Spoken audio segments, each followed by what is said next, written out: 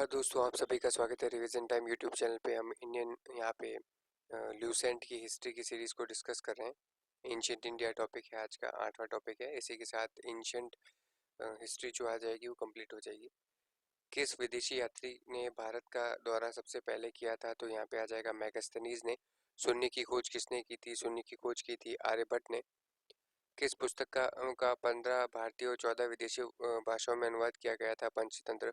आपको कमेंट में बताना है कि पंचतंत्र के लेखक कौन है।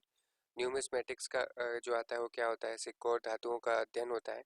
हितोपदेश के लेखक कौन है? हितोपदेश के लेखक है नारायण पंडित। नेक्स्ट, नाट्यशास्त्र की रचना जो आती है किसने की थी? वो की थी भरत मुनि ने। विक्रम संवत आरंभ हुआ था 58 ईसा पूर्व में।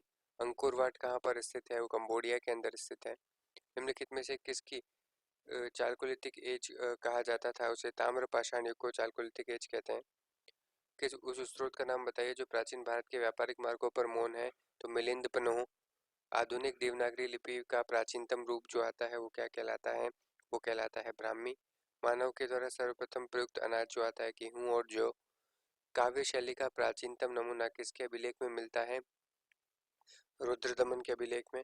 निम्नलिखित में से कौन सा बंदरगाह पोर्ट के नाम से द पेरिस ऑफ द इरिथियन सी का ज्ञातनामा लेखक में ज्ञात था? अरिकामेडू। ताम्रपाषाण काल में महाराष्ट्र के लोग मृतकों के घर के फर्श के नीचे किस तरह रखकर दफनाते थे? उत्तर से दक्षिण की ओर।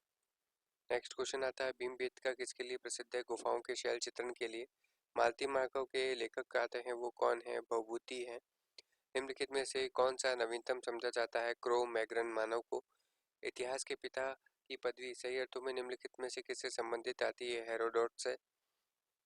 नेक्स्ट क्वेश्चन आता है प्राचीन नगर तक्षशिला निम्नलिखित में से किसके बीच में स्थित है? सिंधु और झेलम नदी के बीच में। अंग्रेजों में से कौन था जिसने सर्वप्रथम भगवत गीता का अंग्रेजी में अनुवाद किया था? Charles Wilkins. निम्नलिखित में से प्राचीन भारतीय अभिलेखों में से कौन सा खाद्यान्न को देश में संकट काल के उपयोग हेतु सुरक्षित रखने के बारे में प्राचीनतम शाही आदेश है? तो सोहगरा ताम्रपत्र। प्राचीन भारत में निम्नलिखित में से कौन सी एक लिपि जो आती है वो दाईं से बाईं और लिखी जाती थी? तो उसको कहा जाता है खरोष्टी। निम्नलिखित में से कौन सा एक प्राचीन भारत में व्यापारियों का निगम था? वो आता है मणिग्राम। मुद्रा राक्षस नामक पुस्तक के लेखक आते हैं वो कौन है? विशाखदत्त। मानव के द्वारा प्रयुक्त पहली धातु आती है वो तांबा। प्राचीन भारत में योद्धे कौन थे? गणतांत्रिक जनजाति थी। बोरोबुदुर जो आता है किसका स्थल है? जावा में 8वीं शताब्दी ईस्वी में निर्मित एक वृहद स्तूप जो आता है बोरोबुदुर कहलाता है।